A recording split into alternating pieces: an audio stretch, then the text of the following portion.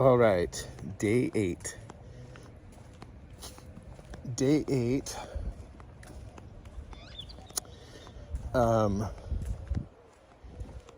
Day 8 was a little bit rough. It was another day with more distractions than I really would have liked to have. But even in spite of the distractions, I still got the most important thing done today. So I was able to get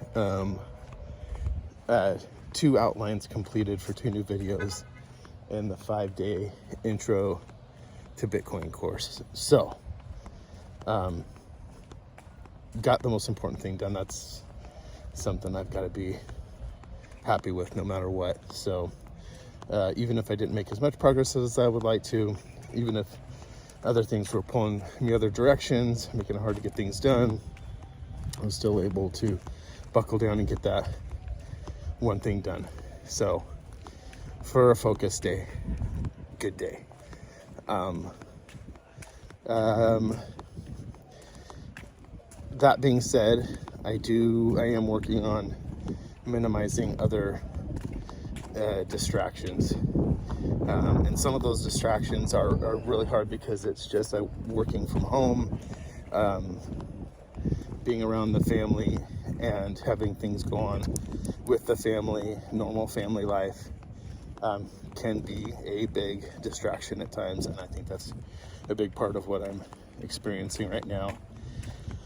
So I'm looking at those as I'm journaling in the mornings and the evenings and figuring out what I can work on to isolate myself a little bit better.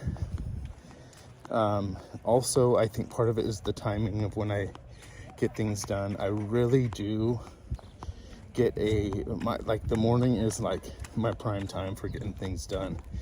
And I talked a little bit about this yesterday, but when I don't get to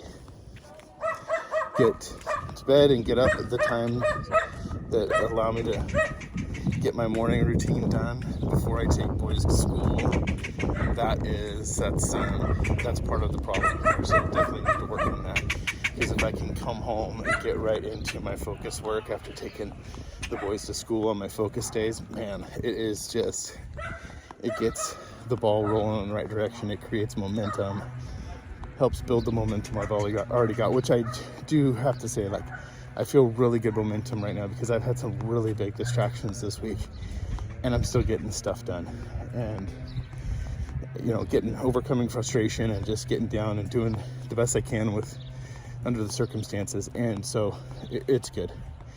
But yeah, that is definitely a good thing. Just kind of going over this in my head here and thinking about things, realizing things, putting this all to words here on video. Also, while I'm walking, I think there's something to that whole process that helps me filter through my ideas. So sometimes when you hear me pause, I think that's what's going on. I'm actually listening to the things I'm saying and arguing against them, weighing them out. Sometimes they trigger other thoughts too, that other ideas, other variables, other things that may be going on. So anyways, day 8 was productive in spite of challenges. Got my one thing done. So yeah, it was a good day. I'm trying to think of what else I can cover today. Red had a pretty awesome night last night, and he wrote 2 hard line drives into right field. It was pretty awesome. Unfortunately, one of them, he roped it so hard and so fast and right at the right fielder. The right fielder picked it up on a 1-hop and threw it to first base and got him out by maybe a foot or 2. He was so bent. It was hilarious. It was such a good hit. It's just right, a single right to the right fielder so hard and so fast that he was able to get him out. I went to go talk to him in the dugout afterwards. He was torqued. I'm like, bro, that was a great hit. What are you doing? So he's making great contact right now. His confidence is high. He's doing well. So fun to see that. So good stuff happening there. Anyways, one last thing I'm going to throw in there. I feel like I need to be working on my Huddle 520 theme a little bit more. I don't want to say I'm distracted because I'm doing what I need to do right now. Getting the course together, getting my lead magnet together, getting my initial tripwire offer together, getting all that set in place is like the most important thing. But in the midst of all that, I keep coming back to thoughts regarding Huddle 520 and just how important it is. And I got to make sure I'm incorporating it into the message.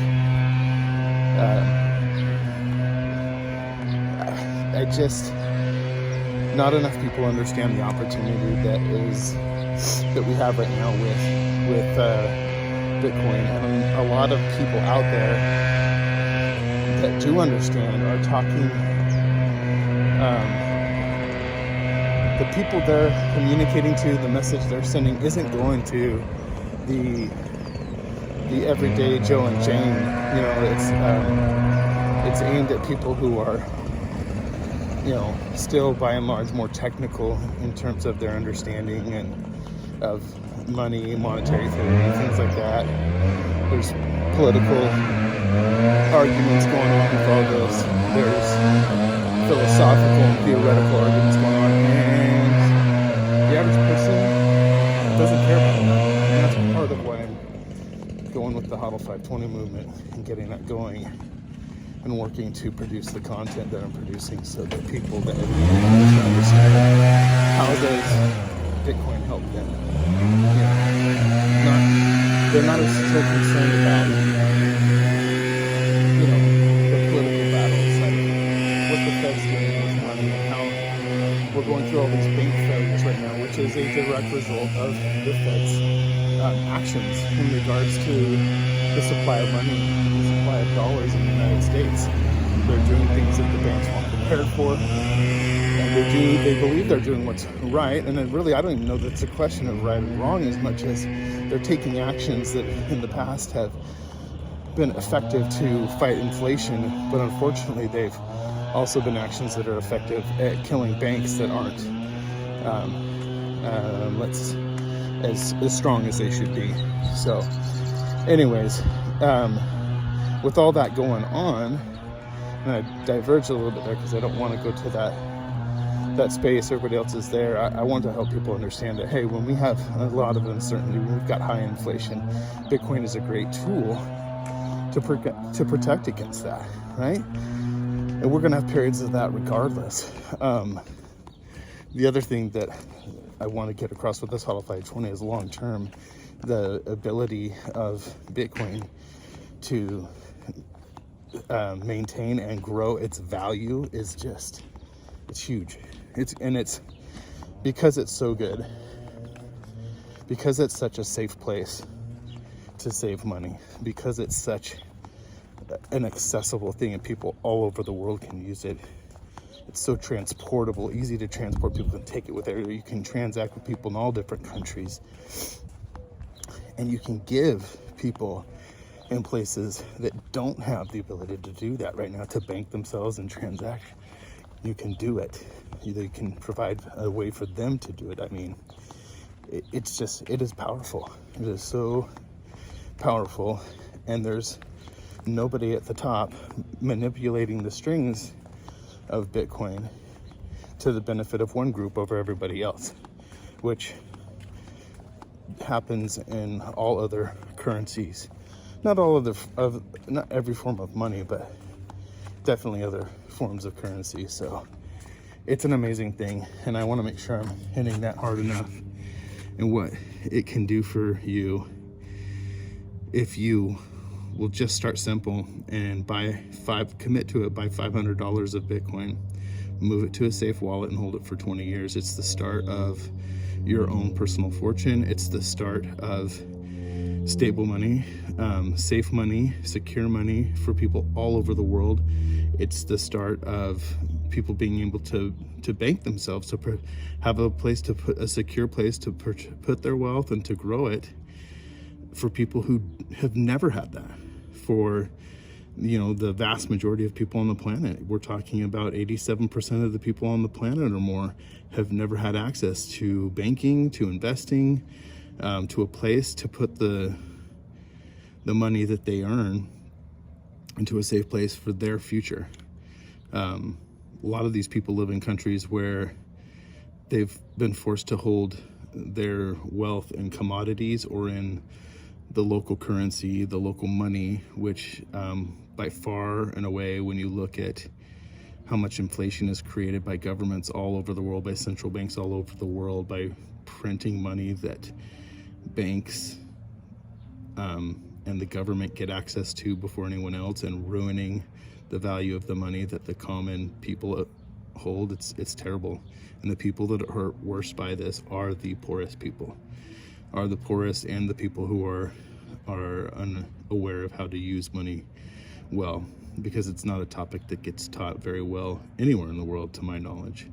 So anyways, that is my theme message for day 8. Day 8 is done. Ready to get down and get some work done tomorrow on day 9. And yeah, good day, day 8.